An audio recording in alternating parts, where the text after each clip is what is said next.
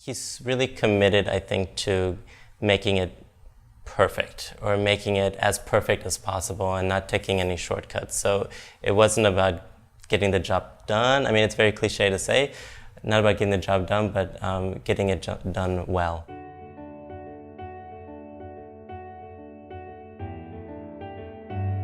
We had Chinese drywall, so we had to, we found out after we moved in, we didn't even know. So it was kind of a big shock, and we had to figure out if we were going to stay in the house or not and try to get it fixed. So we kind of drove around the community and we saw some of the people that had their placards up, and we happened to see one of his. And there was 4 people whose name I wrote down, and I just called every one of them, and that's how I found him.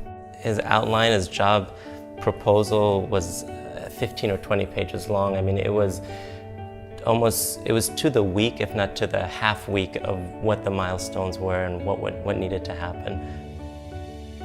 He really had to just deconstruct the whole house and put it back together, and it looks exactly like it did when the builder originally did it, but better, because there's a lot of things that he did, small upgrades that you just can't tell within the walls, you know. He went with the better quality products. Even how that door, he's like, I don't like when doors, what did he say? He said, I don't like when doors open by themselves or close by themselves. They have to be perfectly balanced.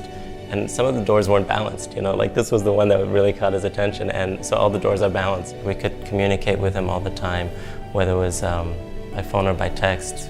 I usually texted or emailed him, but, or even on the site, because we had to rent a house, so I would just meet him at the house, and he would just kind of walk us around multiple times a month, if not multiple times a week. So when he was here, it was very clear that, you know, he was the boss and he had a certain way that things needed to be done, and it was always done that way. And if not, they weren't on the job much longer. We saw there was a lot of houses in the community that were getting this done, unfortunately, and you could just see the difference between the different job sites. Some were a little bit more disheveled, there was stuff in the yard. There's a house down the street, they've been at it for months. And total messes, and neighbors were unhappy, but our job site was just always perfectly clean. You couldn't tell that there was a project going on the outside, and even kind of in the inside. Like at the end of the job day, everything was cleaned up. There was no piles of dirt or dust. There was no dust at all. It was safe enough to take our kids around so that they could see kind of how the house was evolving. It was one of the biggest unexpected financial costs that we had to deal with, and the fact that it was done on time and within a very short amount of time and so well, it was the best decision. So once we finished this project, and a couple years later, we wanted to do the outside. My wife and I actually did a mosaic for the inside of the pool, and him and I actually went on the inside and we laid it down, and so that turned out really cool. And then he had his guys redo the pool as well.